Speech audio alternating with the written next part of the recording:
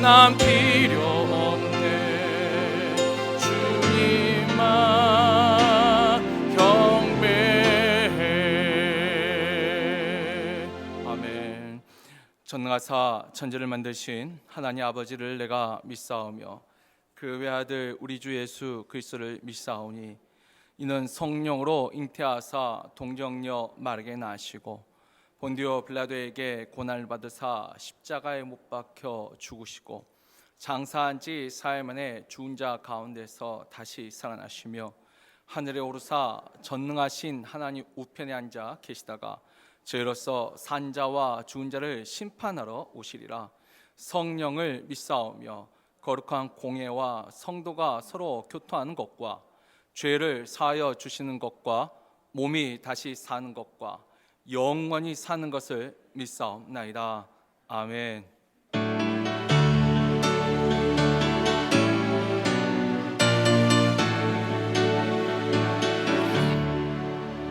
내 모든 시험 무거운 짐을 주 예수 앞에 아뢰이며 근심에 쌓인 날 돌아보사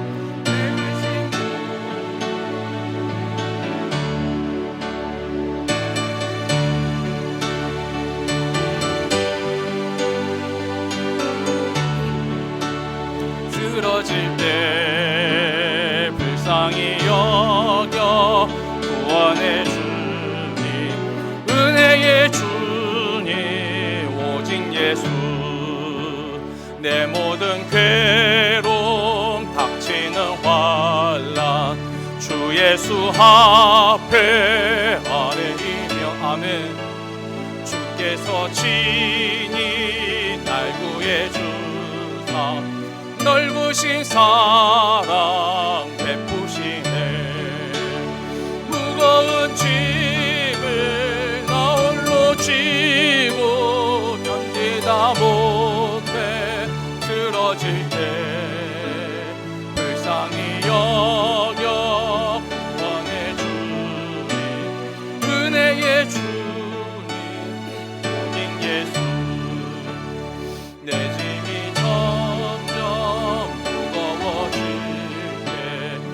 예수 앞에 아뢰이며 주께서 친히 날 구해 주사 내 대신 짐을 져주시네.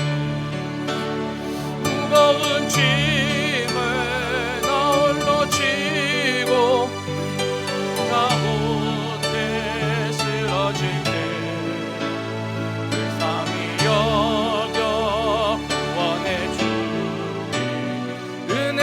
주님 오직 예수. 아멘. 마음의 시험 무서운 죄를 주 예수 앞에 아뢰이며 예수는 나의 영이 되사 세상을 이기게 힘주시네. 무거운 짐을 나 홀로 지고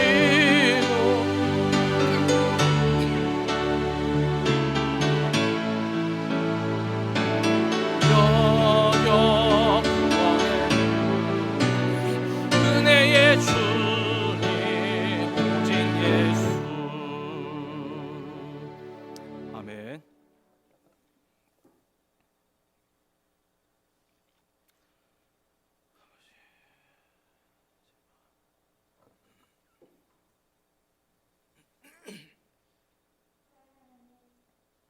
아버지 감사합니다. 지난 시간들 주의 은혜 가운데 거하게 하시고 우리에게 예배를 사모하는 마음 주셔서 이 자리에 모이게 하심을 감사합니다. 온 세상의 자연재해와 코로나 바이러스로 어려운 이 시대에도 하나님이 창조하신 자연 속에서 감사를 고백하며 어려움 속에서도 피할 길을 내어주실 하나님을 바라보며 찬양의 기쁨 고백하게 하시니 감사합니다. 크신 하나님의 은혜를 경험하며 일상의 감사가 가득함에도 불구하고 사소한 우리의 감정과 우리의 생각들로 타인에게 너그럽지 못하고 덕을 세우지 못하는 우리의 태도를 회개하며 용서를 구합니다. 만물이 무르익어가는 가을 이 계절에 자연을 통해 신앙의 결실을 생각합니다. 하나님의 말씀에 얼마나 순종하였는지, 삶 속에 성령의 열매를 얼마나 훈련하고 견디고 있는지, 그리스도인으로서의 성숙함이 느껴지는지, 우리의 불필요한 생각을 내려놓고 예수 그리스도를 잘 믿는 성도로 그리스도의 향기가 삶 속에서 증거되는 삶으로 전도하는 우리 온 성도 되길 기도합니다. 말씀 전하시는 목사님과 말씀을 듣는 우리 모두에게 성령님의 인도하심으로 깨닫는 지혜의 말씀이 각자의 형편 속에서도 길이 되고 힘이 되고 강하고 담대한 믿음으로 주님과 함께 말씀으로 승리하는 우리 모두 되길 간구합니다.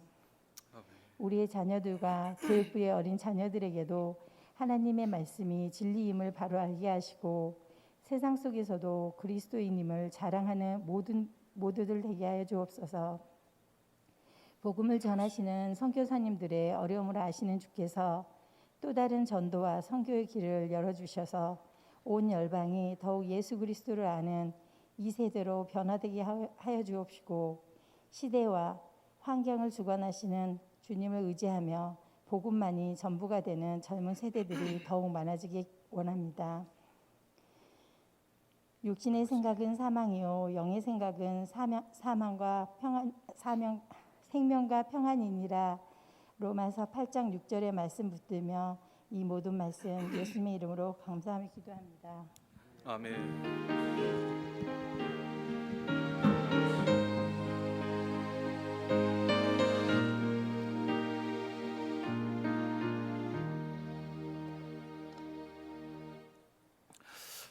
오늘 우리에게 주신 하나님의 말씀 고린도전서 9장 1절로 14절 말씀입니다. 고린도전서 9장 1절로 14절 말씀. 그리고 말씀을 읽기 전에 제가 광고할 때 깜빡했습니다. 죄송합니다. 지금 하도 이제 미국에 살다 보니까 추석이라는 이제 개념도 이제 많이 사라졌는데요. 또 오늘 그 우리 민족의 명절 추석을 맞이해서 또 우리 유영수 성도님이 송편을 또 준비를 해주셨습니다. 그래서 오늘 예배 마치시고 가시기 전에 꼭 송편 가져가시고요. 우리 원래 저희가 추석맞이 전통놀이로 전 성도가 교제하는 시간이 있었는데 아무래도 코로나 때문에 저희가 이제 공식적인 그런 모임들을 좀 절제하고 자제하다 보니까 올해는 못하고 지금 넘어가서 죄송하다는 말씀 잠깐 드립니다. 하나님의 말씀 읽겠습니다. 이 말씀 읽을 때 들려오는 주의 음성을 들을 수 있기를 주의 이름으로 축원합니다. 내가 자유인이 아니냐 사도가 아니냐 예수 우리 주를 보지 못하였느냐 주 안에서 행한 나의 일이 너희가 아니냐.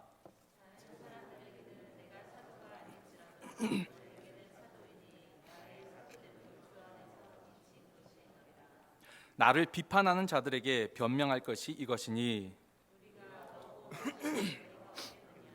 우리가 다른 사도들과 주의 형제들과 게바와 같이 믿음에 자매된 아내를 데리고 다닐 권리가 없겠느냐. 누가 자기 비용으로 군 복무를 하겠느냐. 누가 포도를 심고 그 열매를 먹지 않겠느냐. 누가 양떼를 기르고 그 양떼의 젖을 먹지 않겠느냐.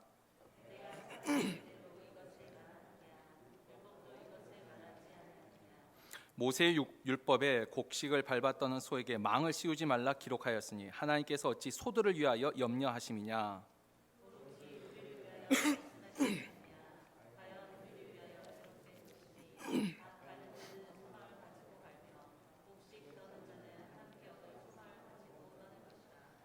우리가 너희에게 신령한 것을 뿌렸은즉 너희의 육적인 것을 거두기로 과하다 하겠느냐.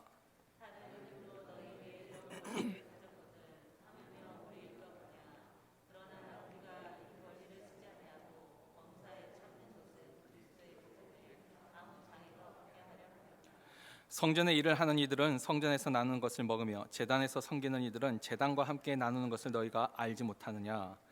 이와 같이 주께서도 복음 전하는 자들이 복음으로 말미암아 살리라 명하셨느니라. 아멘. 기도하겠습니다. 사랑의 하나님 감사합니다. 오늘도 우리에게 거룩한 날을 구별되어 지켜 하나님 앞에 나와 예배할 수 있는 은혜를 주시니 감사합니다. 주님 만나는 그날까지 이 은혜 가운데 살아갈 수 있도록 우리의 믿음과 건강과 환경을 주님께서 늘 주관하여 주옵소서. 아버지, 어려운 시기를 지내고 있습니다. 아버지, 오래된 봉쇄 조치로 많은 사람들이 질병으로 또 경제적으로도 어려움을 겪고 있습니다. 또 그 가운데 여러 가지 자연재해로 말미암아 더 힘들어하는 고통받는 사람들이 있습니다.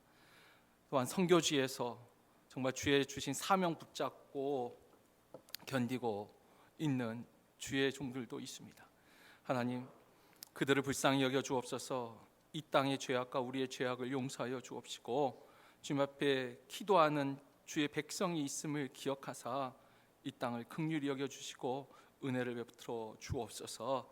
또 이와 같은 어려움 중에서도 하나님 앞에 믿음으로 예물을 드리는 손길들이 있습니다.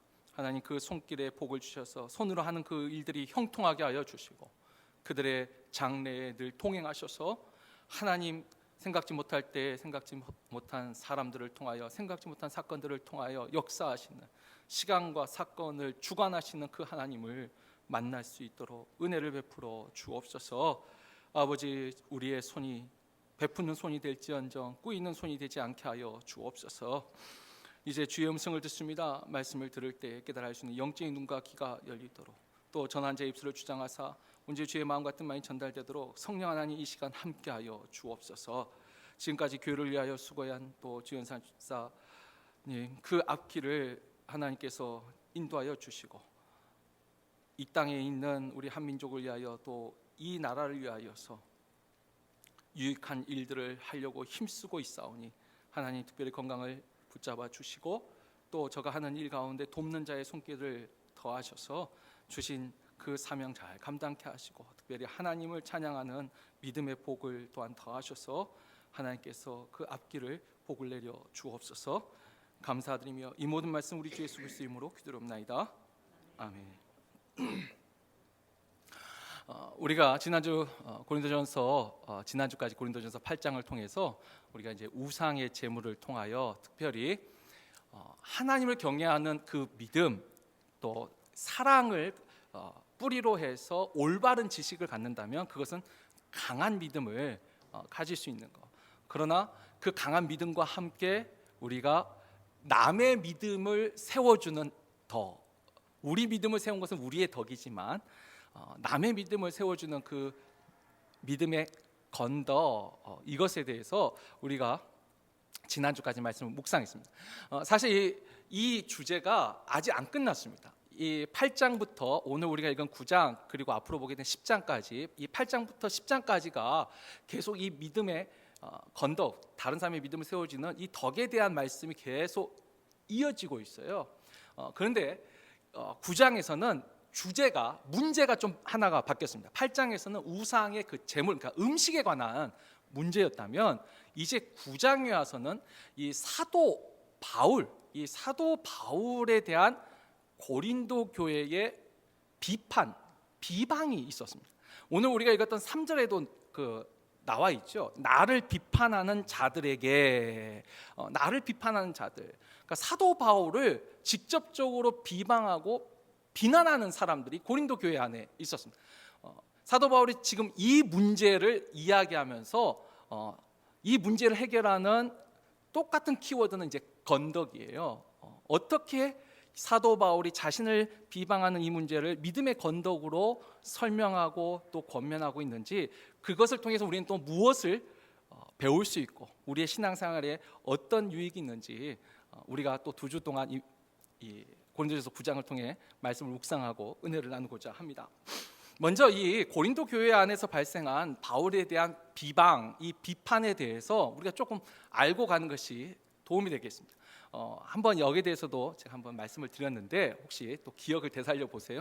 이 바울에 대한 비판에 대한 이제 구체적인 그 내용은 고린도전서보다는 고린도 후서에 더 자세히 나와 있습니다. 그래서 우리가 고린도후서를 훨씬 더 이 개인적인 서신이라고 보는데 대표적인 것이 이제 고린도후서 3장에 가 보면 3장 2절에 보면 사도 바울이 추천서 없이 우리 교회 이 사도가 되었다라는 거예요. 아니 추천서 없는 것이 뭐 비방거리가 될까 싶은데 이건 그 당시 헬라 문화의 특징입니다. 특징. 왜냐하면 그때는 무엇을 가르치는 이제 교사라든지 지식인들은 그 자신을 추천해주고 후원해주는 그 사람으로 인해서 인정을 받았어요. 그러니까 어찌 보면 신원 보증 같은 거예요. 그러니까 이 사도 바울 우리는 이 사람을 알지 못한다는 거예요. 보증이 안 된 사람이요. 어디서 갑자기 툭 떨어져가지고 예수에 대해서 말하고 한 이렇게 모임을 공동체를 이루고 거기에 자기가 교사라고 나서고 있는데 이 사람의 우리가 유대인들은 사도 바울을 그래도 좀 알 수 있죠.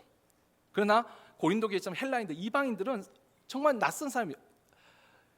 바울에게 있어서 헬라인들도 이방인이지만 헬라 사람에게도 바울은요 똑같은 이방인이죠. 그래서 이 추천서가 없는 것 때문에 바울을 비판한 것이 있고, 그다음에 이제 고린도후서 10장 2절과 10절에 보면은 이 사도 바울을 뭐라고 비난하냐면 저 사람은 육신을 따라 행하는 사람이라. 육신을 따라 행한다. 예전에 한번 말씀드렸는데 이게 무슨 의미죠? 이 사도 바울이 기회에 따라서 사람에 따라서 행동하는 것이 다르더라는 거죠. 이제 거기에 이제 근거가 되는 몇 가지가 있는데 하나는 사도 바울이 교회에 문제가 있을 때 온다 해놓고 안 오는 거예요. 와가지고 자기가 불리할 것 같으니까 안 오고 좀 이제 잠잠해지면 오고, 그러니까 눈치 보고 온다는 거예요. 눈치 보고. 사실 사도 바울을 가려고 힘썼는데 사정이 허락이 안 한 건데 일단 이 사람들은 이 사도 바울이 이 사람 눈치 보고 오고 약속도 어기고, 그리고 또 하나 이 사람이 글은 굉장히 힘이 있는데 육신으로 만나보면 사람이 참 변변찮은 거예요. 말도 제대로 못하고. 그래서 이 사람이 뒤에서 글로 이야기하고 뒷이야기할 때는 이렇게 하고 사람 앞에서 놓고 얘기할 때는 이렇구나, 다르구나, 육신을 따라 행하는 사람이구나, 뭐 조금 다르면 이중인격이구나, 이런 비난이 있었습니다. 그리고 또 이제 가장 큰 비난 중에 하나가 사도 바울이 자꾸 자기를 사도라고 하는데 아니지, 예수님을 직접 본 사람이 사도거든요. 근데 12사도 중에 이 사람은 없었다는 거예요. 예수님이 12제자가 아니었다는 거죠. 근데 왜 이 사람이 사도냐? 이 비판이 생각보다 많습니다. 이 교회, 초대교회 때 많았어요. 이 사람은 12제자 중에 한 사람이 아니었다라는 거죠. 그리고 또 하나 전혀 우리가 좀 생각지 못한 그 비난인데 이 사도 바울이 사례비를 안 받는 거예요. 아니 이게 문제가요, 사례비를 너무 많이 받아서 문제가 아니고 오늘날 같으면 아마 이런 게 문제가 되겠죠. 근데 이 당시 고린도 교회에서는 바울이 사례비가 이 돈을 안 받는 거예요, 사도 바울이. 근데 그게 오히려 더 문제가 되었습니다. 그래서 우리가 그 고린도후서 11장 7절, 지금 제가 말한 많은 문제가 있는데 그 중에 11장 7절 한 절만 우리 한번 같이 읽어볼까요? 7절만 읽습니다. 내가 너희를 높이려고 나를 낮추어 하나님의 복음을 값없이 너희에게 전함으로 죄를 지었느냐? 아멘. 돈을 받지 않고 복음을 전했는데 그것이 죄냐라고 묻고 있잖아요. 돈을 안 받는 게 문제예요. 왜 제가 이 구절만 읽었냐면 지금 우리가 읽은 고린도전서 9장은 바로 이 비난, 이 비판에 대한 변호예요, 사도 바울이. 그래서 이것만 우리가 좀 읽었습니다. 자, 다시 이제 오늘 본문으로 돌아와서, 근데 여기에 대한 이 사례비를 받지 않는 그 문제에 대해서 사도 바울이 이야기를 하기 전에 그래도 짧게 1절과 2절에 다른 비판에 대해서 사도 바울이 그래도 한마디 하고 갑니다. 1절에 보면 내가 자유인이 아니냐, 사도가 아니냐, 예수 우리 주를 내가 보지 못하였느냐, 주 안에서 행한 나의 일이 너희가 아니냐, 다른 사람들에게는 내가 사도가 아닐지라도 너희에게는 사도이니 나의 사도됨을 주 안에서 인친 것이 너희라. 이 1절 2절을 읽었지만 이 속에 고린도 교회에 어떤 비판이 있었어요?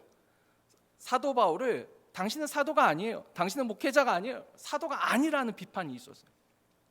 근데 그 비판에 아까 그랬죠. 첫 번째, 예수님을 직접 못 봤다는 거예요.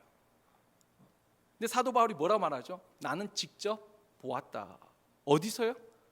다메섹 도상에서 오히려 영광의 부활하신 주님을 직접 보고 그의 음성을 듣고 그가 나에게 주신 사명을 받은 사람이에요. 그러니까 사도 바울이 당당하게 나도 주를 본 사람이라. 그리고 또 하나, 무엇보다도 나는 그렇게 주님을 만났고, 그리고 무엇보다도 내가 사도임을 증명하는 증거가 바로 누구냐면 너희들 아니냐는 거예요. 그러니까 고린도 교회, 그 교회 자체가 자신이 사도됨을 증명한다는 거죠. 그러니까 다른 사람들한테는 내가 사도가 아닐지라도 적어도 너희들에게는 내가 사도인 거예요. 왜요? 그 이유가 뭐죠? 그들이 사도 바울이 전한 복음을 듣고 회개하고 주님을 믿었기 때문이에요. 이게 뭐죠? 성령의 역사가 일어났다는 거예요.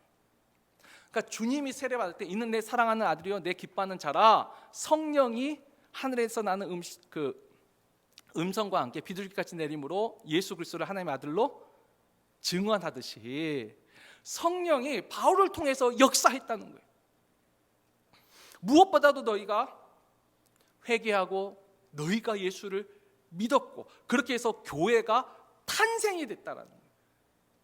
그것이 내가 사도가 되는 증거라는 것이죠. 사실 이것뿐만 아니죠. 고린도 교회에 이제 우리가 나중에 보겠지만 고린도 교회 안에 수많은 성령의 은사들이 나타났어요. 그러니까 성령의 사역이 있는 거예요. 그러니까 우리가 교회 안에 그죠, 모든 사람이 목회자를 통해서 은혜를 받고 하면 너무 얼마나 좋겠어요. 근데 아니요. 은혜 못 받는 사람도 있어요. 그리고 또 은혜를 받더라도 항상 은혜 받는 게 아니라 때로는 그냥 민숭맹숭 할 수도 있어요. 그런데 내가 은혜를 못 받았다 해서 사도가 아닌 것이 아니에요. 왜냐하면 그를 통해서 성령이 역사하는 사람이 있어요. 그들이 증인이라는 거죠. 오히려 내가 그저 모두가 성령의 역사가 없이 은혜를 못 받으면 그 목회자에게 문제가 있어요. 그러나 그렇지 않고 은혜 받는 사람이 있어요. 그 말씀이 들리는 사람이 있어요. 성령의 안에서 역사하는 사람이 있어요. 지금 사도 바울이 이제 그 이야기를 하고 있는 것입니다. 나는 다메섹 도상에서 직접 주님을 보았고 또 나를 통해서 성령의 역사가 일어나지 않았느냐? 일단 그렇게 말을 하고 이게 이제 사도에 대한 변화. 고린도후서 가면 이제 좀 더 구체적으로 이야기를 하죠. 그리고 지금 고린도 이 전서 9장에서는 그 믿음의 건덕과 함께 아까 사례비에 대한 문제를 이제 구체적으로 이제 설명을 합니다. 일단 사도 바울이 내가 지금 사례비를 안 받아요. 근데 안 받는데 내가 받을 줄 몰라서 안 받는 게 아니라는 거예요. 우리가 그 밑에 이제 4절에서 11절까지 보면은 사도 바울은 분명한 자신의 권리를 알고 있어요. 그리고 알고 있을 뿐만 아니라 이 권리가 당연하다라는 것을 말을 합니다. 오늘날에도 저도 이제 이렇게 말씀하시는 분들 현대에서도 제가 한번 본 적이 있는데, 왜냐하면 사도 바울이 사례비를 안 받으니까 야, 사도 바울과 같은 사람만이 진정한 하나님의 사도요, 목회자요. 사례비를 받는 사람은 뭔가 그보다 믿음도 덜하고 헌신이 없는 사람이라는 그런 착각을 할까 봐 사도 바울이 사례비를 받는 거, 교회로부터 재정적인 지원을 받는 것이 당연한 권리라는 것을 일단 먼저 말을 합니다. 일단 네 가지를 근거로 두는데 첫 번째는 7절에 이제 보면은 세 가지 비유를 들었어요. 어떤 비유죠? 누가 자기 비용으로 군복무를 하겠느냐? 또 누가 포도를 심고 그 열매를 먹지 않겠느냐? 누가 양떼를 기르고 그 양떼의 젖을 먹지 않겠느냐? 바로 이 군인과 농부와 목자의 비유를 통해서 이들이 일을 하고 정당한 대가를 받는 것이 아니더냐. 지금 사도 바울의 첫 번째 말은 뭐냐면 이 사도들도 사역자들도 정당하게 일을 하고 사역을 하고 거기에 대한 정당한 대가를 받는다나 말씀하는 거예요. 그리고 두 번째 근거가 8절에서 9절이 있는데 8절에 내가 사람의 예대로 이것을 말하느냐. 아까 군인과 농부와 목자 비유가 사람의 예예요. 뭐 이런 면 또 있죠. 아니 목사가 목회자가 예를 들면 직업입니까? 그러니까 사람의 이로만 말하면 또 이렇게 오해할까봐, 자, 모세의 율법에도, 너희가 그렇게 잘하는 모세의 율법에도 뭐라고 나왔죠? 곡식을 밟았다는 소에게 망을 씌우지 말라라는 말씀이 신명기 25장 4절에 있어요. 근데 이 말씀을 통해서 사도 바울이 말하는 게, 그게 소를 위해서 하는 말이냐? 아니요. 곡식을 떠는 소, 그러니까 일하는 소에게는 그가 먹을 것을 주라는 것입니다. 그래서 밭을 가는 사람도 소망을 가지고 일을 해야 되는 거죠. 그렇죠? 내가 일을 했는데 아무런 얻는 것이 없으면 아무 소망이 없는 거죠. 율법도 이걸 말하고 있다는 거예요. 자, 그리고 율법뿐만 아니라 이 13절에 보시면, 13절을 보면은 물론 이것도 율법에 있지만 이건 이제 제도적으로도, 이스라엘의 이제 제도적으로도 보면, 성전의 일을 하는 이들은 성전에서 나는 것을 먹으며 제단에서 섬기는 이들은 제단과 함께 나누는 것을 너희가 알지 못하느냐. 이게 이제 뭐죠? 레위인들에 대한 이야기. 우리가 민수기 18장에 이제 가보면 하나님이 레위인들에게는 기업을 주지 않으면서 이 레위인들에게 기업을 뭐로 주셨죠? 성전에서 일하면서 제단에서 섬기면서 그 예물의 일부분과 또 하나는 11조를 그 다른 12지파가 내는 11조가 그들의 기업이 된다라고 했습니다. 제가 언제 한번 말씀드렸죠. 정말 하나님의 말씀을 있는 그대로만 순종을 하면 레위인들이 다른 지파들보다 삶이 더 나았을까요? 못했을까요? 수준이? 언제 말씀드렸죠. 이 말씀이 온전하게 지켜지면 더 나은 삶을 삽니다. 왜냐하면 12지파가 10%씩 내면 120%의 수입이 있잖아요. 물론 그 가운데 또 10%를 그 레인들도 하나님께 11조를 드렸지만, 이것이 이 성전에서, 그리고 지금 바울 당시까지만 해도, 그리고 지금 이스라엘도 그래요. 그들은 여전히 이 성전세라는 것이 있었어요. 예수님 당시에도 성전세가 있었지만, 그래서 이스라엘은 모든 그 랍비들의 사례를 국가가 책임을 져요. 이스라엘 전 국민이 거기에 대해서 그러니까 아무런 저항이나 반발이 없어요. 그래서 사도 바울이 그 이야기를 하는 거죠. 사람의 예대로도, 율법에라도, 그 다음에 이 제도적으로도 사역을 하는 사람이 당연한 대가를 받게 된다는. 그리고 이것까지만으로 끝난 게 아니죠. 맨 마지막 14절, 오늘 읽었던 본문 14절에 보면은 이와 같이 주께서도, 우리가 주님이라고 부르는 그 예수 그리스도도 복음 전하는 자들이 복음으로 말미암아 살리라 명하셨다. 이건 주님의 명령이라는 거예요. 주님의 말씀이에요. 우리가 이제 다른 구절보다 해서 그 주님의 말씀 한번 같이 읽어보죠. 마태복음 10장 10절 말씀입니다. 다 같이 읽겠습니다. 여행을 위하여 배낭이나 두버롯이나 신이나 지팡이를 가지지 말라. 이는 일꾼이 자기의 먹을 것 받는 것이 마땅함이라. 일하는 사람이 자신의 먹을 것 받는 것이 마땅하다. 이게 12제자들을 보내시면서 하신 말씀이에요. 12제자뿐만 아니라 70인 제자를 보내실 때도 똑같은 말씀이에요. 자, 결국 지금 사도 바울이 말을 하고 있는 것이 무엇입니까?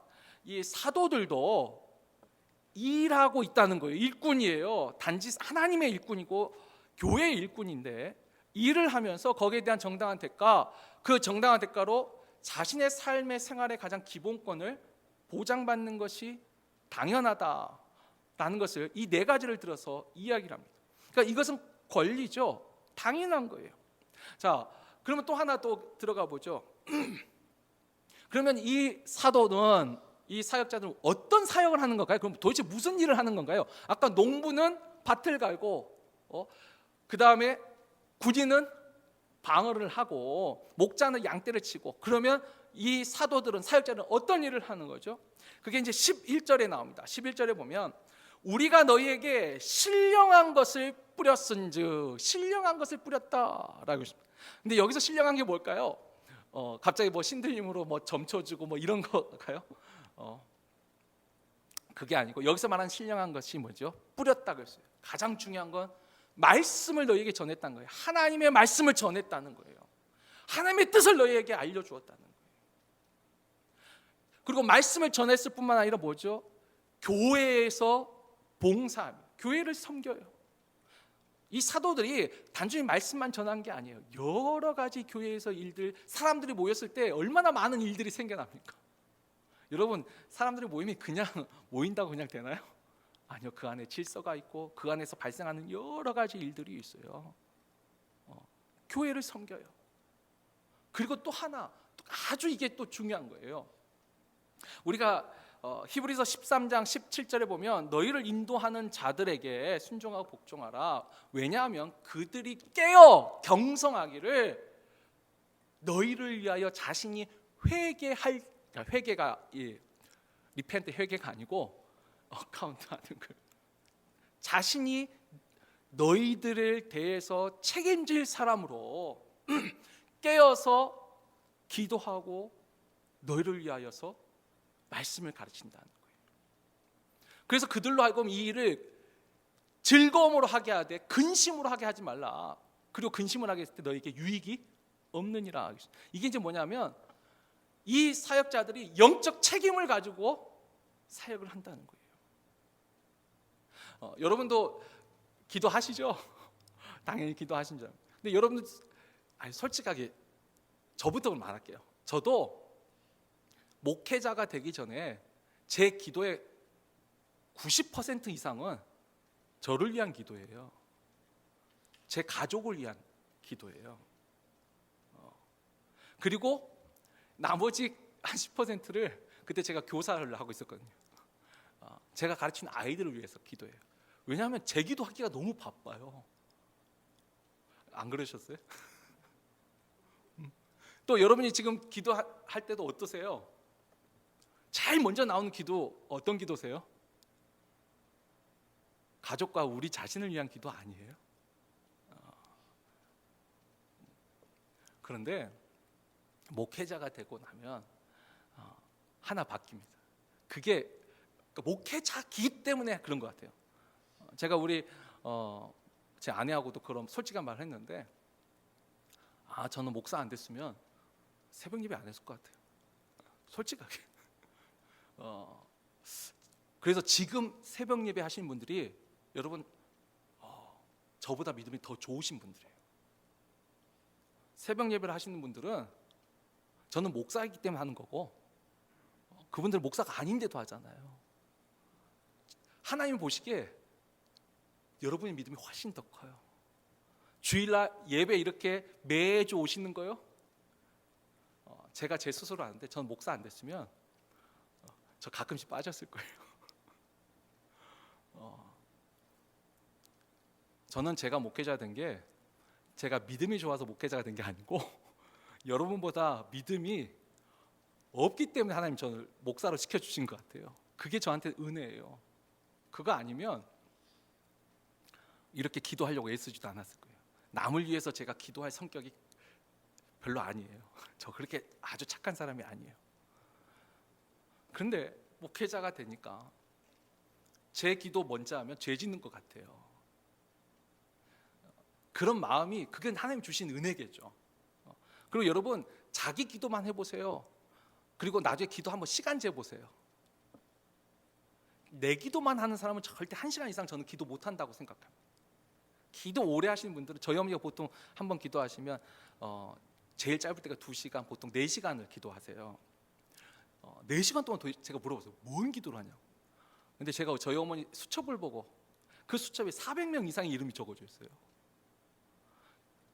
어찌 보면 맨날 똑같은 기도인데도 그 400명 이름을 매일 불러야지만 마음이 편해지는 거예요. 그렇게 남기도를 하는 사람만이 기도도 오래 합니다. 이건 기도를 진짜 해보세요. 내 기도 가지고 1시간 넘게 기도할 내용이 그렇게 없어요. 물론 아주 기가 막히게 답답할 때는 할 수 있을 거예요. 근데 평상시에 꾸준하게 그렇게 기도하기가 어렵습니다. 아마 저도 우리 교회 교인들이 숫자가 많이 늘어나면 제 기도 시간 당연히 늘어날걸요. 지금은 한 번 하고 2번 하고 3번 쭉 기도해도 시간이 1시간을 안 넘는데 여러분 제가 기도 많이 하기를 원하시면 전도를 많이 해주세요. 그럼 제 기도가 당연히 늘어날 거예요. 제가 너무 제 얘기를 했네요. 중요한 건 뭐죠? 사도 바울이 근데 하나님의 사역자들 이런 마음들이 있어요. 말씀을 전하고 교회를 위해서 섬기고 무엇보다도 그런 영적 책임을 지고 우리가 그와 같은 신령한 것들을 하고 있는 거예요. 목회자의 최종 목적이 뭘까요? 교회의 성장 부흥이 아니고 최종 목적은 내가 함께 섬기는 이 공동체가 하나님 나라에 갈 때까지 동행하는 거죠. 하나님의 기뻐하신 뜻을 쫓아서. 그 책임을 가지고 그 신령한 것을 뿌리는 거예요. 그러니까 우리가 이와 같은 일을 하는 것으로 너희의 이제 육적인 것을 거두는 것을 과하다고 하겠느냐? 내가 너희를 위하여 이렇게 기도하고 너희를 위하여 말씀을 가르치고 하는데 내가 너희의 육적인 것을 거둔다고 그것을 과하다 하겠느냐? 아니라는 거예요. 그러니까 이처럼 사도 바울이 분명히 알고 있어요. 내가 지금 사역하는 것에 대해서 이와 같은 당연한 것을 받을 수 있는 게 권리라는 걸 알고 있어요. 그런데 그럼에도 불구하고 자 12절에 보시면 다른 이들도 너희에게 이런 권리를 가졌거든 하물며 우리일까 보냐. 그러나 우리가 이 권리를 쓰지 않고 범사에 참는 것은 그리스도의 복음에 아무 장애가 없게 하려 함이로다. 근데 내가 이것을 거절했다는 거예요. 사도 바울이 안 받겠다. 왜요? 내 헌신과 내 열심이 특심에서 그게 아니에요. 이유가 뭐냐면 복음을 전하는데 그리스도의 복음을 전하는데 아무 장애가 없게 하려고. 그래서 내가 참는다는 거예요. 근데 왜 그리스도 복음에 장애가 될까요? 사도 바울이 돈을 받으면 그것이 그 당시 이 헬라의 문화예요. 아까 추천서도 그렇지만 이 헬라 문화에는 그 당시에 지식교사, 그러니까 지식을 가르치는 사람들이 있었어요. 계급이. 지금은 교사도 있고 교수도 있고 다양한 직업이 있지만 그때는 이 소피스트라는 사람들이 지식을 가르치는 사람들이었어요. 근데 이 소피스트 발음이 또 세네. 이 소피스트들이 지식을 그냥 전해준 게 아니라 그것을 통하여서 수업료를 받았습니다. 그래서 그 당시에 가장 잘 나가는 소피스트의 경우에는 1년에 2달란트를 받았대요. 여러분 이 달란트가 이제 물론 유대하고 조금 다르긴 하지만 한 달란트가 군함 한 척 값이었대요. 그러면 이 얼마나 대단한 거예요. 2달란트를 받았다는 거. 근데 이건 이제 정말 뛰어난 소피스트고 대부분은 그래도 상당한 이 사례를 받았는데 문제는 모든 소피스트들이 다 받은 게 아니에요. 말 그대로 뛰어나야만 돼요. 그래서 소피스트끼리도 경쟁이 심했어요. 그리고 경쟁이란 게 딴 게 아니에요. 이 사람들은 지식을 전달하는 사람이니까 지식으로 경쟁을 해요. 지식으로 경쟁할 때는 뭐밖에 없어요? 논쟁밖에 없는 거예요. 그래서 소피스트를 번역을 할 때 궤변가라고 우리 한글에서 번역을 해요. 근데 원래 뜻은 지식을 전달하는 좋은 의미예요. 근데 왜 궤변가라고 번역을 했냐면 실제로 이들이 제일 많이 한 게 서로 논쟁하는 거예요. 그래서 그 논쟁에서 이긴 사람이 지식이 뛰어난 사람이죠.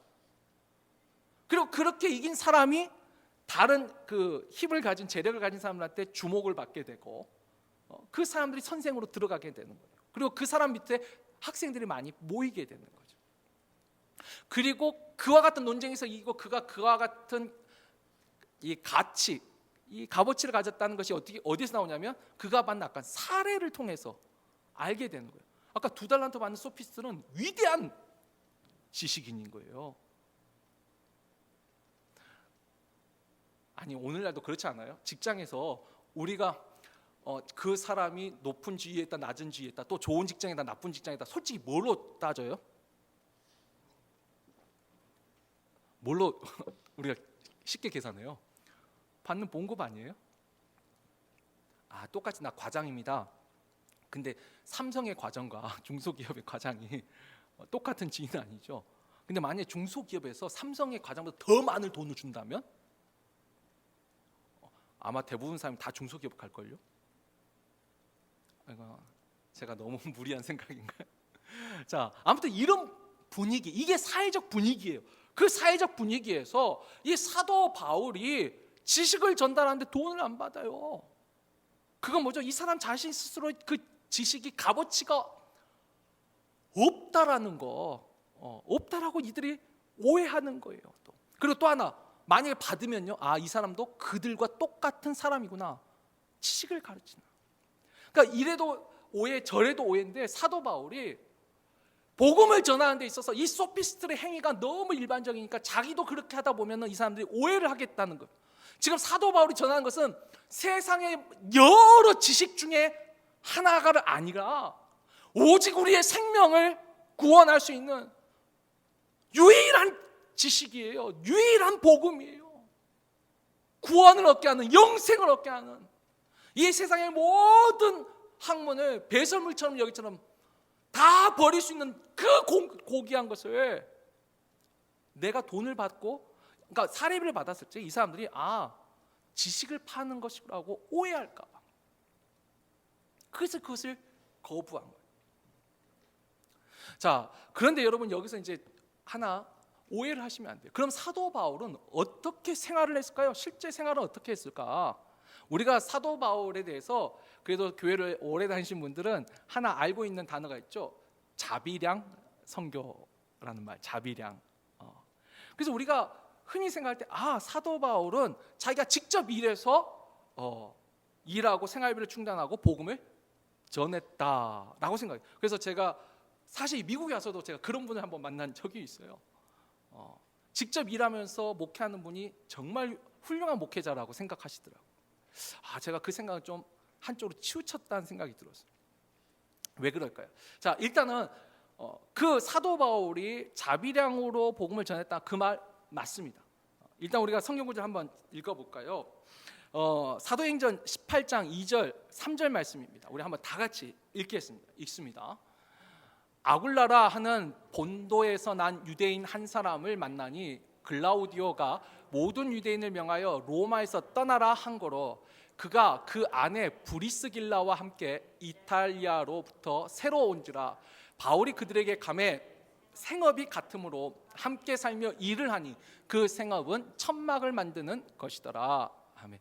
여기 보면 브리스길라와 아굴라 참 유명한 사람인데 사도 바울에게서는 너무너무 소중한 사람이에요. 사도 바울을 위해서 목숨까지도 내주려고 할 정도로 그렇게 소중한 사람들인데, 이 사람이 어떻게 만났냐면 이탈리아예요. 이탈리아 로마에 살았는데 이 유대 로마 그 전쟁의 그 영향, 그 전후 사정 때문에 유대인들을 한번 로마에서 다 쫓아낸 적이 있어요. 그러니까 강제 추방이죠. 근데 그렇게 추방해서 어디로 왔냐면 고린도에 왔는데 거기서 이제 사도 바울을 만났어요. 근데 이 두 사람이 생업이 같아요. 이 생업이 천막을 만드는 거예요. 근데 여기서 말하는 천막이요, 우리가 생각하는 그런 텐트, 일반 텐트가 아니고 이게 군용 천막이에요. 어찌 보면 이 천막 만드는 게요, 나름 전문 직업이에요. 여러분, 사도 바울이 보통 사람이 아니라는 걸 아셔야 돼요. 사도 바울의 가문이 어떤 가문이에요? 정확하게 우리가 성경에 나와 있지 않지만 그는 날 때부터 로마 시민권을 가진 사람이에요. 그건 뭐죠? 그 부모 때 이미 시민권을 획득한 사람이에요. 그리고 천막을 만드는 일을 해요. 전문 기술을 가졌어요.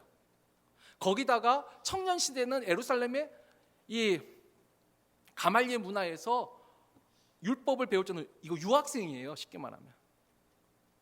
우리식으로 하면 미국에서 자리 잡았는데 한국에 공부 갈지로 보낸 거예요. 여러분, 그 정도면 이 집안이 경제적으로도 굉장히 부유한 집안이에요. 전문직이에요. 참 뛰어난 사람이에요, 사도 바울. 그리고 이미 다메섹에 예수 믿는 사람들 죽이러 다닐 때만 해도 이미 사내들인 그 유대의 그 쉽게 말하면 국회에서 인정받은 사람이에요. 관원이에요. 아주 유능한 사람이에요. 전문 기술도 가져 있는. 그리고 이 기술도 가지고 율법도 잘하는 건 이게 지금도 마찬가지예요. 지금도 유대인들은 이 포로 디아스포라가 많기 때문에요. 유대인들의 교육의 특징이 뭐냐면 머리로 쓰는 직업 하나, 손으로 쓰는 직업 하나, 꼭 직업 교육을 두 가지를 시켜요. 우리 한국 사람들은 다 화이트 칼라 해가지고 머리로 쓰는 직업만 최고라고 이렇게 하는데, 왜냐면 우리나라 밖으로 쫓겨나본 적이 별로 없으니까. 근데 유대인들은요, 아니요, 머리는 안정될 때 쓰는 거예요. 불안정할 때는 손으로 하는 일. 그래서 직업 교육이 항상 두 가지예요. 제가 유대인들 교육을 공부를 하면서 너무 마음에 들어서 저도 이거 두 가지를 해보려고 노력은 하는데 조금 어려워요. 머리로 쓰는 것뿐만 아니라 손으로 할 수 있는 거 두 가지가 같이 있어야 돼요.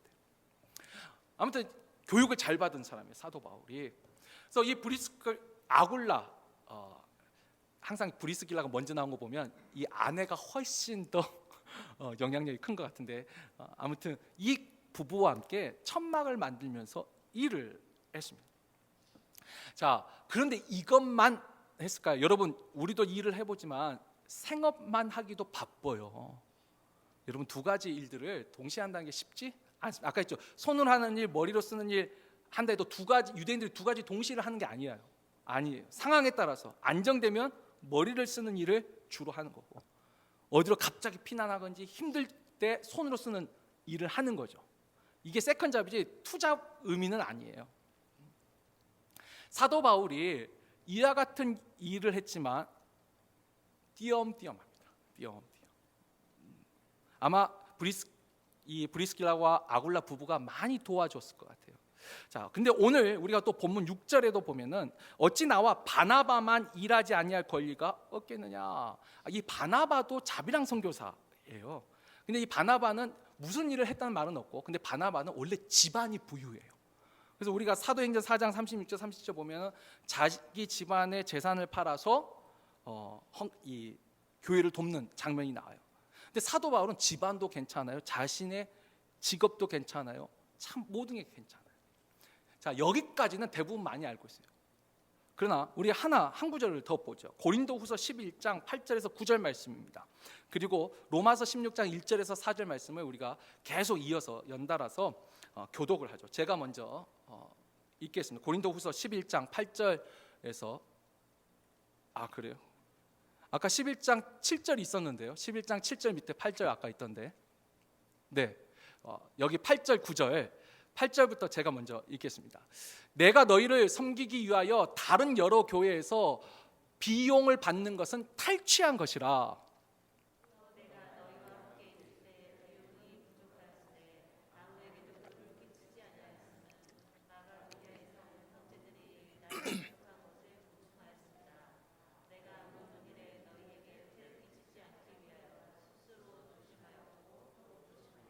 로마서 16장입니다. 내가 갱그레아 교회의 일꾼으로 있는 우리 자매 베베를 너희에게 추천하노니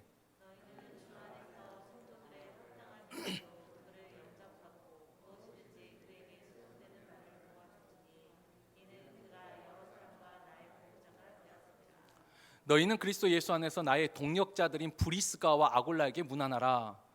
그들은 내 목숨을 위하여 자기들의 목까지도 내놓았나니 나뿐 아니라 이방인의 모든 교회도 그들에게 감사하느니라. 아멘. 우리 그 중에 아까 고린도후서 11장 8절 말씀 한번 다시 한번 볼까요? 고린도후서 11장 8절에 보면은 내가 너희를 섬기기 위하여 다른 여러 교회에서 비용을 받은 것은 탈취한 것이라. 여러분, 이 표현이 뭐냐면 사도 바울이 고린도 교회에서는 사례비를 받지 않았어요. 그런데 다른 교회에서 받았어요. 근데 그 받은 것이 어떻게 했냐면 탈취한 것이다. 이게 그 다른 교회에서 빼앗았다는 게 아니고 강제로 뺏은 게 아니라 내가 다른 교회에서 사례비를 받았는데 사실은 뭐죠? 그 교회에서 사례비를 받았으면 그 교회를 위하여서 내가 사역하고 일을 해야 되잖아요. 근데 일은 내가 지금 고린도 교회, 지금 너희 이 교회에서 일을 하고 있는데 사례비는 다른 교회에서 받았다는 거예요. 근데 사도 바울이 그것을 내가 빼앗은 것이라고 말을 하고 있는 거예요. 이 사람들에게 미안한 마음이 사는 말이에요. 그리고 9절에도 밑에 보면 뭐죠? 내가 너희에서 여기서 너희와 함께 있을 때 내가 부족하였다는 거예요, 분명히. 그런데도 내가 아무에게도 너희에게 누를 끼치지 않고 내가 너희에게 나의 어려움을 말하고 도와달라고 말하지 아니한 것은 마게도냐에서 온 다른 형제들이 나의 이 부족한 것을 채워줬다는 거예요. 다른 곳에서 채워졌다는 거예요. 내가 너희에게 폐를 끼치지 않기 위하여. 그러니까 이 고린도 교회가 처음 교회가 탄생됐지만 초대교회 중에서 가장 문제가 많은 교회예요. 아마 그렇기 때문에 사도 바울이 정말 교회가 안정되고 무난했으면 사도 바울이 이런 것들 꺼려하지 않았을 것 같아요. 근데 이 교회가 너무 문제가 많다 보니까 사도 바울이 너희를 위하여, 내가 진짜 이 복음이 장애를 받지 않게 하여서 내가 이 권리를 포기했다. 그러나 그 사도 바울의 부족한 부분을 다른 교회에서 채워졌다. 다른 성도들이 채워졌어요. 특별히 브리스가와 아굴라가 하루 종일 저는 사도 바울이 텐트 만들고 있었다고 생각하지 않아요. 뭐 하다가 하면 아유 먼저 가세요. 일하세요. 그러면서도 이 브리스가와 아굴라가 사도 바울의 그 일한 것들 저는 훨씬 더 많이 채워줬을 거라고 생각을 해요. 그러니까 이 사도 바울이 로마서 16장에 보면은 자기를 도와준 사람들에 대한 감사를 잊어버리지 않고 있어요. 특별히 브리스가와 아굴라 그 부부에 대해서 너무 감사해요. 내 목숨을 위하여 자신의 목까지도 내어놨던 사람이라고 너무 감사하고 있어요. 거기 보면 바울을 도와준 사람이 참 많아요. 그러니까 그가 그렇게 했기 때문에 사도로서 사역을 하고 교회에 선교를 하고 다닐 수가 있었다는 거예요. 이제 좀 시간이 생각보다 많이 갔는데 세 가지만 제가 더 말씀드리고 말씀을 맺습니다. 오늘 이 이야기 속에서 이 사도 바울의 이 말 속에서 우리가 무엇을, 그러면 현재 우리는 무엇을 배울 수 있을까? 여러 가지 있겠지만 저는 한 세 가지 정도만 여러분과 나누고자 합니다. 여러분, 첫 번째는요, 지금 사도 바울이 이 말하고 있는 이 문제의 일단 핵심은 뭐냐면 사도 바울에 대한 비판이 교회 안에 있었다라는 거예요. 근데 여러분, 우리가 영적 전쟁이라고 하면은 세상에 믿지 아니하는 불신자들과 이 세상과의 전쟁을 생각하는데, 여러분 교회 안에는 영적 전쟁이 있을까요, 없을까요? 저는 더 많다라는 생각을 해요. 실제 목회를 해보니까 그런 것 같아요. 오히려 세상은 사탄이 자기 밭이에요. 그래서 견제하는 것이 목적이라면 교회는요, 사탄이 끊임없이 공격하는 곳이더라고요. 여기 안에 끊임없는 영적 전쟁이 있어요. 끊임없는 가라지들이 뿌려지더라고요. 의심이 뿌려지고 시기가 뿌려지고 미움이 뿌려지고 원망과 불평이 뿌려지더라고요. 근데 그 영적 전쟁 중에 그 전쟁 중에 하나가 목회자를 비방하는 것이 있어요. 여러분, 이 목회자를 비방할 때 왜 이게 영적 전쟁이 될까요? 목회자가 비방을 받게 되면 그가 전하는 말이 이제는 그 권위가, 그 능력이 의심되기 시작하면 말씀이 들어가질 않아요. 그게 교회가 가장 큰 피해를 입습니다. 유명한 예화 두 가지 하나 잠깐 말씀드립니다. 식민지 시대 때 이 조선인 교사가 일본인 아이를 일단 가르치는데, 이 일본인 아이가 이 조선인 교사가 못마땅한 거예요. 무시하고. 그랬더니 이 교사가 한번 혼을 냈어요. 그랬더니 이 아이가 가서 자기한테 그때 총독이었는데, 넌 죽었어 이제. 감히 나를 때려? 근데 이 사람은 이제 초기 총독이었는데, 이 사람 참 괜찮은 사람이에요. 불렀어요, 총독이 그 교사를 집으로. 그러니까 이 교사는 막 바들바들 떨면서 가죠. 총독이. 근데 이 총독이 그 교사를 보자마자 어떻게 했냐면 버선발로 뛰어내려가서 허리를 90도로 숙여가지고, 제가 자식을 잘못 키웠습니다. 고개를 숙였어요. 인사를 했다. 나중에 이제 이 교사가 왜 그러셨는지, 자기는 얼마나 그러니까 이 사람도 그러죠. 너무 염려하지 마. 내 자식을 위해서 그랬다고. 당신이 우리 애를 가르치는데 선생을 우습게 여기면 이 아이가 무엇을 배우겠냐? 내 아이를 위해서 그랬다. 이게 참 마음에 안 드는 일본 사람이라도 참 배울 것이 있는 거예요. 이 파브르 곤충기의 그 유명한 파브르도 그런 예화가 있어요. 그 자기 집 애가, 그 아빠가 곤충의 왕 아니에요? 곤충에 대해서. 근데 학교 선생님이 잘못 가르치더라는 거예요. 그래서 이거 아닌데요? 그러면서 선생님을 하니까 이 선생님도 선생님대로 그러잖아요. 아닌데요 하니까. 근데 나중에 이제 이것을 이 아이가 와서 집에서 말한 거예요. 근데 파브르가 그 선생님한테 그건 이겁니다. 아니다. 그 전에 그 아이가 이렇게 이러는데, 아니 선생님 말이 맞아 한 거예요. 그러니까 얘는 아니요 아빠 아니야. 아니 선생님이 한 거 맞아. 그리고 이제 선생님한테 편지 쓰고 이거 이렇게 합니다. 그래서 선생님이 내가 했는데 이제 알려줬단 말을 하지 말고 내가 다시 봤는데 이 정확한 이름은 이거야. 여러분, 이게 다 뭐죠? 가르침을 받는 사람이 가르치는 사람에 대한 신뢰와 존경을 잃어버리게 되면 얻는 게 아무것도 없어요. 사탄이 이걸 너무나도 잘 알아요. 그래서 흔드는 거죠. 그 사람이 하는 말을 못 듣게 만드는 거예요. 귀를, 그렇죠. 실제로 그러잖아요. 목회자한테 시험 드는데 말씀이 들리나요? 안 들려요. 근데 사탄이 이걸 너무 잘 알아요. 이 적장이 지혜로운 사람이에요. 교회를 흔들 때 제일 좋은 게 그거예요. 사도 바울을 통해서 여러분, 교회가 건강해지려면, 여러분 그렇다고 목회자는 무슨 교주 취급 절대 아니에요. 그러면 그 교회는 더 문제예요. 더 망해요. 말씀에 굳게 서려고 노력하고, 정말 죄의 문제가 있으면 당당히 말을 해야 돼요. 그게 아니라면 싸워 이겨야 돼요. 누구하고요? 목회자와 싸워 이기는 게 아니에요. 내 자신과 싸워 이겨야 돼요. 내가 배우는 게 없어져요. 그래서 제가 참 존경하는 목사님 중에 한 분이 그래요. 절대 집에서 아이들 있을 때 교회의 흉을 보지 말라고. 여러분, 그게 목사를 위한 말이 아니에요. 여러분 자녀를 위한 말이에요. 자녀 앞에서 교회의 흉을 본 사람들은요, 그 자녀가 똑같이 교회의 흉을 봅니다. 흉을 보는 것만으로 끝나면 다행이에요. 떠납니다. 여러분은 정말 이 아이에게 중요한 영생과 구원의 진리의 말씀을 빼앗아 버리는 거예요. 두 번째가 있습니다.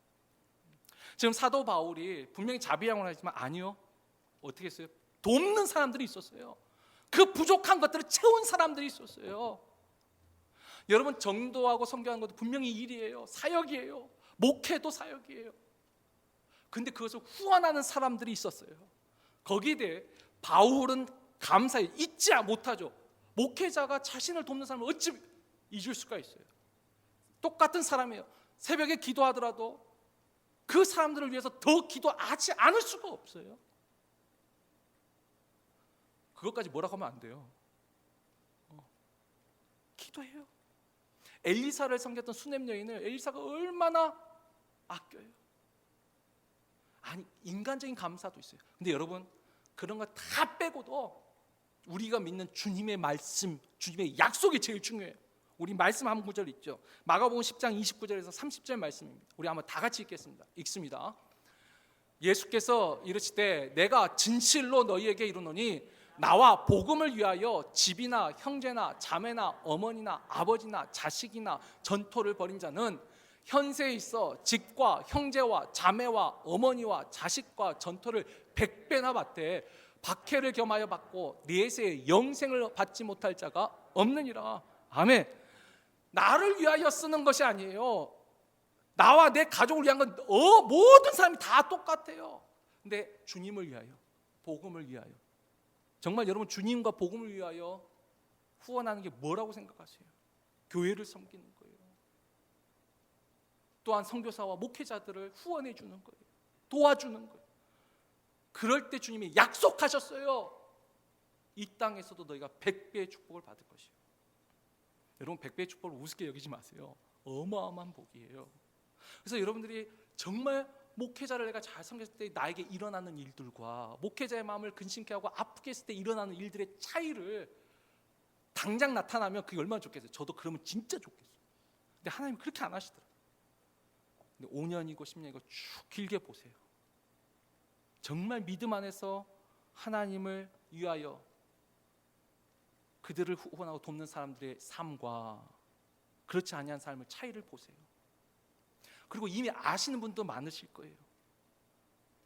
이 남의 땅의 나라에 와서 정말 교회를 잘 섬겼던 분들의 마지막을 보세요. 그리고 교회 안에서 거치는 자들이 되었던 사람들의 마지막도 보세요. 지금 당장은 더 잘 될 수도 있어요. 아니요. 정말 한번 길게 보세요. 주님의 약속이 있어요. 다른 것도 아니고 하나님이 하신 약속, 주님이 하신 약속이에요. 우리가 주님을 안 믿으면 이제 그 다음부터 믿음 없으면 하나님의 백성이 아니죠. 주의 백성이 아니죠. 그리고 세 번째가 바울의 건덕도 우리가 배워야 돼요. 여러분, 건덕은요 권리를 주장하는 것이 아니에요. 그리고 다른 사람한테 그렇게 하라고 요구하는 것도 아니에요. 내가 결정하는 거예요. 내가 포기하는 거예요. 사도 바울도 나는 영원히 고기를 먹지 않겠다, 너도 영원히 고기를 먹지 말라, 이게 아니에요. 내가 결정하는 거예요. 나의 권리를 내가 포기하는 거예요. 여러분, 교회 안에서 아무런 제약 없어요. 내가 하기 싫으면 안 해도 돼요. 그렇죠? 근데 우리가 주님을 믿기 때문에 그 당연한 권리를 내려놓는 거예요. 당연히 내가 요구할 수 있지만 참는 거예요. 그것이 진정한 건덕이에요. 말씀을 맺습니다. 오늘은 이제 첫 번째 이 사도 바울에 대한 문제 자체에 우리가 집중해서, 여러분 교회 안에도 영적 전쟁이 있다라는 거 우리가 그것을 기억하셔야 돼요. 그리고 우리가 세워야 될 것은 하나님의 영광과 이웃 사랑을 나타내는 교회의 덕을 세우고, 우리 자신의 믿음의 덕을 세우고, 또 우리만 믿음의 덕을 세우는 게 아니라 타인의 믿음에 세워지는 건덕까지 우리 교회에 있다면 그게 진정한 건강한 교회, 문제가 없는 교회가 아니라 문제를 이겨내는 교회.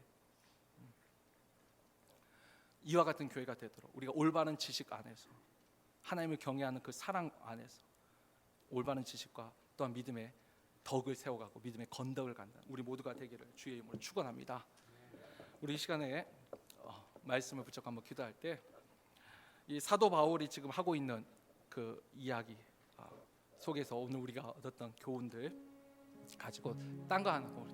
하나님, 내가 정말 교회에 거치는 자가 되지 않도록 교회에 정말 믿음의 덕을 세우고 또 성도들에게 그 믿음의 덕을 세워가는 그와 같은 정말 하나님의 사역의 목회와 선교의 후원자로서 동력자로서 함께하는 그와 같은 사람이 되게 해달라. 우리 주여 세 번 부르시고 간절히 기도하겠습니다. 주여, 주여, 주여. 아버지 하나님, 간절히 기도합니다. 우리가 교회를 섬기면서 때로는 정말 원치 않았는데 내가 거치는 자가 되지 아니하였지, 때로는 내가 너무 열심히 있어서 그 열심 때문에 거치는 자가 되지 않았지, 내가 지식을 가졌지만 올바른 지식이 아니라 하나님을 경외하는 참된 사랑의 지식이 아니라 그 지식으로 인하여 교만하여져서 질서를 깨뜨리고 무례하게 행함으로 아버지, 내가 오히려 교회를 무너뜨린 자가 아니라 아버지, 목회자로서 늘 두렵고 떨린 마음으로 기도하고 내가 말씀을 전하는 자로서 바울이 가진 또한 두려움이 있는데 내가 그것을 잃어버리고 내 말을 듣지 아니한다고, 감히 내 말을 듣지 않는다고 이와 같은 영적인 교만의 그 늪의 수렁에 빠지지 않고 아버지 은혜를 부어주옵소서. 주의 은혜가 아니면 설 수 없습니다. 아버지, 정말 하나님의 교회에 거치는 자가 되지 않게 하옵소서. 아버지, 정말 우리가 마음은 온전하나 사람이 모이는 곳에 갈등이 있습니다. 문제가 있습니다. 그 문제를 해결하기 위하여 기도하는데 해결을 못하겠습니다. 아버지, 도와주세요. 은혜를 주세요. 여전히 기도합니다. 여전히 기도합니다. 아버지, 하나님 은혜를 주세요. 믿음 안에서, 사랑 안에서 참된 덕을 세워가며 건덕을 행할 수 있도록 주여 도와주옵소서. 주의 약속을 믿습니다. 사랑의 하나님, 오늘 우리가 사도 바울의 이야기를 통하여 우리 자신을 돌이켜봅니다. 자신의 마땅한 권리임에도 불구하고 오히려 내가 다른 교회에서 탈취한 것이라는 그 마음의 짐을 지고서도 그 교회가 온전히 서기 위하여 자신의 권리를 포기했던 그 사도 바울, 아버지, 그와 같은 믿음의 건덕이 우리에게도 있게 하여 주옵소서. 그러나 그 믿음의 건덕 속에서 무엇보다 더 중요한 하나님의 사역을 돕는 자들이 되게 하옵소서. 하나님의 교회에 거치는 자가 되지 않게 하여 주옵소서. 그 거침이 나의 잘못된 지식으로 인한 교만이 되지 않게 하여 주시고, 잘못된 상한 심령으로 미움과 불평과 원망이 되지 않게 하여 주옵시고, 항상 감사하고 기뻐하며 기도하며 주를 경외하며 하나님을 의지하고 그 은혜를 사모하며 하나님 교회의 일꾼으로, 동력자로, 함께하는 사람으로, 위로자로 서게 하여 주옵소서. 그리고 그 속에 하나님의 주님의 약속이 이루어질 줄 믿습니다. 그 약속을 통하여 우리 후대들에게도 당당하게 너희는 교회에 거치는 자가 되지 말고 교회의 일꾼이요 또한 목회자의 마음을 위로하고 협력하고 후원하는 자로 인정받는 자가 되라고 당당하게 받은 증거와 함께 믿음을 유산으로 남겨줄 수 있는 우리 모든 성도들 되게 하여 주옵소서. 우리의 삶 속에 주께서 약속하신 그 언약이 이루어짐을 믿고 또한 감사드리며 이 모든 말씀 우리 주 예수 그리스도 이름으로 기도합나이다.